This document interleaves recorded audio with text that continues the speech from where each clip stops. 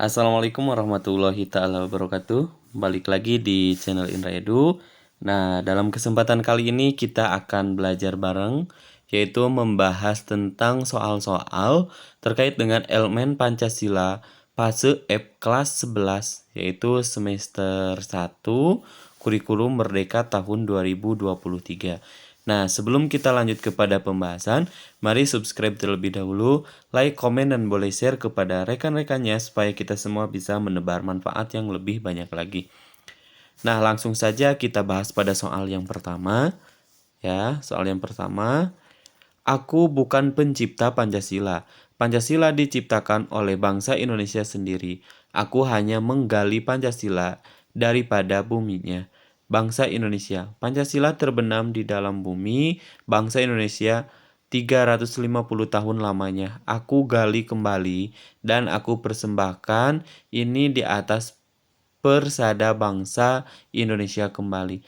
Pernyataan ini dikemukakan oleh titik-titik. A. Soekarno, B. Muhammad Hatta, C. Muhammad Yamin, C. Ahmad Subarjo, E. Supomo.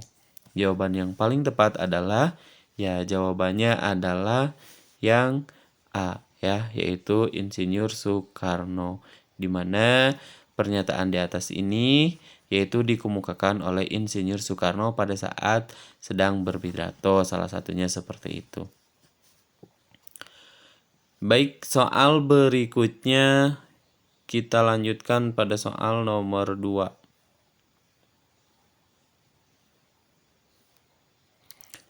Berdasarkan ungkapan tersebut, tidak ada alasan bagi siapapun yang ingin mengungkit apalagi hendak mengganti Pancasila dengan nama lain. Pancasila merupakan jalan tengah bagi bangsa Indonesia yang di dalamnya memiliki titik-titik. A. Keanekaragaman budaya, B. Penduduk yang cukup padat, C. Wilayah yang cukup luas, D. Keragaman etnis, suku, dan agama, E. Sumber daya alam yang melimpah. Jawaban yang paling tepat adalah, berdasarkan ungkapan tersebut, maka tidak ada alasan lagi bagi siapapun yang ingin mengungkit apalagi hendak mengganti Pancasila dengan nama lain. Pancasila merupakan jalan tengah bagi bangsa Indonesia yang di dalamnya itu memiliki, jawaban yang paling tepat adalah, jawabannya adalah sumber daya alam yang melimpah. Jawabannya adalah yang E. Baik, pernyataannya pernyataan yang mana? Kenapa jawabannya yang E? Karena berdasarkan ungkapan yang ada di soal nomor 1 di sini, bahwasanya menggambarkan gitu ya, Indonesia itu di dalamnya memiliki sumber daya alam yang sangat melimpah. Jadi jawaban yang tepat adalah yang E. Kita lanjutkan pada soal berikutnya, nomor 3. Dalam buku berjudul Uraian Pancasila tahun 1984 yang ditulis bersama 4 tokoh yakni Ahmad Subarjo, A.A. Marimis, Sunarjo, dan A.G. Prigodingdo, Hatta memberikan tambahan penjelasan mengenai cara memahami dan mengamalkan Pancasila menurut Hatta, karena Pancasila adalah 5 asas atau prinsip yang merupakan dasar dan ideologi negara. Maka pemaknaan dan penerapannya A. harus sesuai dengan fakta sejarah, B. tidak bisa dipisah-pisah, C. harus kontekstual, D. tidak boleh indoktrinisasi, E. harus faktual dan kontekstual. Jawaban yang paling tepat adalah, jawabannya bahwasanya maka pemaknaan dan penerapannya itu tidak bisa dipisah-pisah. Jawaban yang paling tepat adalah yang B.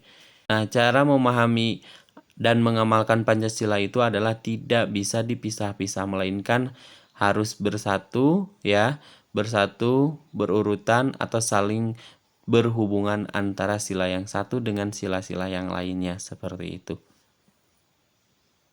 Atau saling keterkaitan antara sila yang satu dengan sila-sila yang lainnya.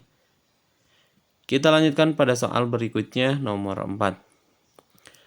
Lebih luas, Hatta menjelaskan bahwa pengamalan seseorang terhadap sila kemanusiaan, persatuan, kerakyatan, dan keadilan sosial dalam Pancasila, ketuhanan yang Maha Esa, kemanusiaan yang adil dan beradab, persatuan Indonesia, kerakyatan yang dipimpin oleh hikmah kebijaksanaan dalam permusyawaratan atau perwakilan, keadilan sosial bagi seluruh rakyat Indonesia mesti dilihat sebagai bentuk A. Nasionalisme yang tinggi terhadap bangsa dan negara.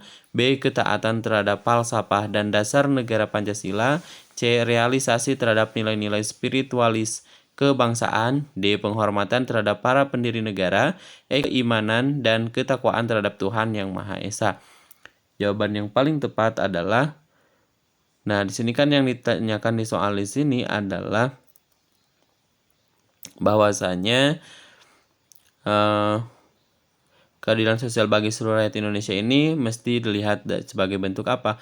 Nah, lebih luas Hatta menjelaskan bahwa pengamalan seseorang terhadap sila kemanusiaan, persatuan, kerakyatan, dan keadilan sosial dalam Pancasila, ketuhanan yang Maha Esa, kemanusiaan yang adil dan beradab, persatuan Indonesia, kerakyatan yang dipimpin oleh hikmat kebijaksanaan dalam permusyawaratan atau perwakilan, keadilan sosial bagi seluruh rakyat Indonesia mesti dilihat sebagai bentuk, ya tentunya adalah sebagai bentuk keimanan dan ketakwaan terhadap Tuhan Yang Maha Esa.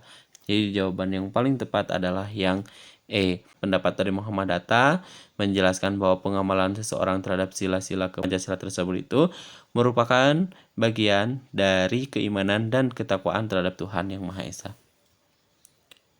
Kita lanjutkan pada soal berikutnya nomor 5. Kita hendak mendirikan suatu negara semua buat semua, bukan buat satu orang, bukan buat satu golongan, baik golongan bangsawan maupun golongan yang kaya, tetapi semua buat semua. Pernyataan ini dikemukakan oleh A. Supomo, B. Muhammad Hatta, C. Muhammad Yamin, C. Soekarno, D. Ahmad Subarjo. Jawaban yang paling tepat adalah, ya tentunya semua buat semua ini adalah pernyataan yang dikemukakan oleh Insinyur Soekarno. Jawabannya adalah yang D. Kita lanjutkan pada soal berikutnya nomor 6. Karena Pancasila adalah 5 asas yang merupakan ideologi negara, maka kelima sila itu merupakan kesatuan yang tak dapat dipisahkan satu sama lain. Hubungan antara 5 asas itu erat sekali, mengkait, berangkaian, tidak berdiri sendiri. Pernyataan ini dikemukakan oleh A. Supomo, B. Soekarno, C. Muhammad Hatta, D. Muhammad Yamin, E. A.M. Marimis. Jawaban yang paling tepat adalah, ya jawabannya adalah pernyataan ini dikemukakan oleh Muhammad Hatta. Jawabannya adalah yang C. Kita lanjutkan pada soal berikutnya nomor 7. Negara Indonesia didirikan atas landasan moral luhur, yaitu berdasarkan ketuhanan Yang Maha Esa. Sebagai konsekuensinya, negara menjamin warga negara dan penduduknya untuk A. memeluk dan beribadah sesuai dengan agama dan kepercayaannya, B. beribadah sesuai dengan keyakinan dan penafsiran individualnya, C. memeluk agama sesuai dengan pemikiran dan kehendak hatinya, D. mengamalkan ajaran agama sesuai dengan penafsirannya, E. menjunjung tinggi tradisi dan ritual keagamaannya. Jawaban yang paling tepat adalah, ya bahwasanya negara menjamin warga negara dan penduduknya untuk memeluk dan beribadah sesuai dengan agama dan kepercayaannya masing-masing. Jadi jawabannya adalah yang E. Maksud dari negara Indonesia didirikan atas landasan moral luhur, yaitu berdasarkan ketuhanan Yang Maha Esa. Artinya bahwasanya semua warga negara dan penduduk yaitu untuk memeluk dan beribadah sesuai dengan agama dan kepercayaannya masing-masing. Kita lanjutkan pada soal berikutnya nomor 8. Indonesia bukanlah negara agama, bukan pula negara sekuler. Indonesia adalah negara yang berketuhanan, di mana nilai-nilai ketuhanan menjiwai atau menjadi roh bagi A. seluruh kehidupan bermasyarakat, berbangsa, dan bernegara. C. seluruh penyelenggara pemerintah negara. B. seluruh penyelenggara pemerintah negara. C. masyarakat kalangan menengah ke atas. D. kepentingan kelompok keagamaan. E. kepentingan masyarakat dan alam semesta. Jawaban yang paling tepat adalah, ya jadi ketuhanan menjiwai atau menjadi roh bagi seluruh kehidupan bermasyarakat, berbangsa, dan juga bernegara. Jawabannya adalah yang A. Kita lanjutkan pada soal nomor 9. Nilai dalam Pancasila yang menjadi sumber utama nilai-nilai kehidupan bangsa Indonesia yang menjiwai dan mendasari serta membimbing perwujudan sila kedua sampai sila kelima.